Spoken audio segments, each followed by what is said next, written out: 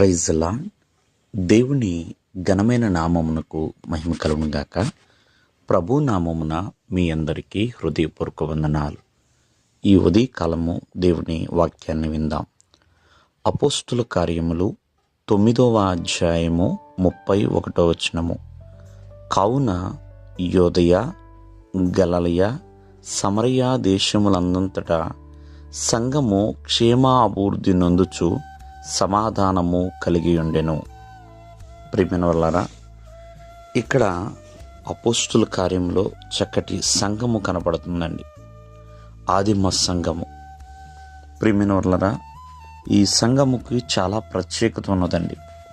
చూడండి, యూదయలోను, గలిలయలోను, సమరయ దేశములంతటా మరి సంఘం ఎలా ఉందంటే క్షేమాభివృద్ధి నొందుతుంది, అంటే కట్టబడుతుంది. అంతేకాకుండా సమాధానము కలిగి ఉంటుందండి. ఈ రోజున సంఘములో సమాధానము అనేది చాలా చాలా ప్రాముఖ్యమైనది. ఒకరితో ఒకరు సమాధానం కలిగి ఉండండి. సమాధానం అనే ఐక్యత మరి ఎప్పుడూ కూడా సంఘములో కలిగి ఉండాలండి.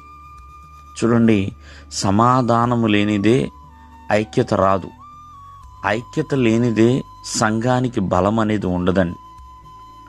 ఎప్పుడైనా ఇహమందు మనము సమాధానం కలిగి ఉంటే పరమందును కూడా సమాధానం కలిగి ఉంటాం. సంఘములో అసమాధానం అనేది దేవుడు సంఘం మీద నింద మోపటానికి కారణమవుతుందండి. అసమాధానమైన సంఘముగా ఉండకూడదండి. సంఘాల్లో చాలా రకాలు ఉన్నాయి.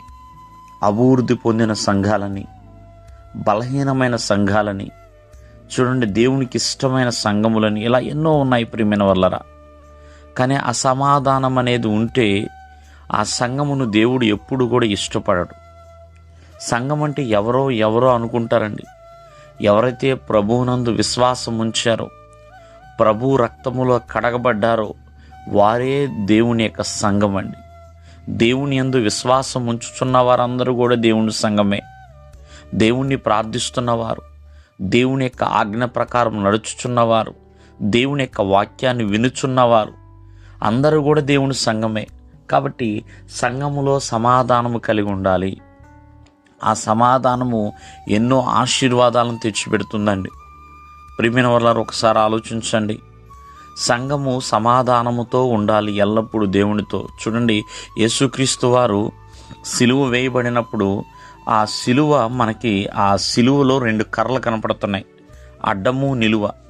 అంటే అడ్డకర్ర చూపిస్తుంది ప్రతి మానవుడు మరొక మానవుడితో సమాధానం కలిగి ఉండాలని.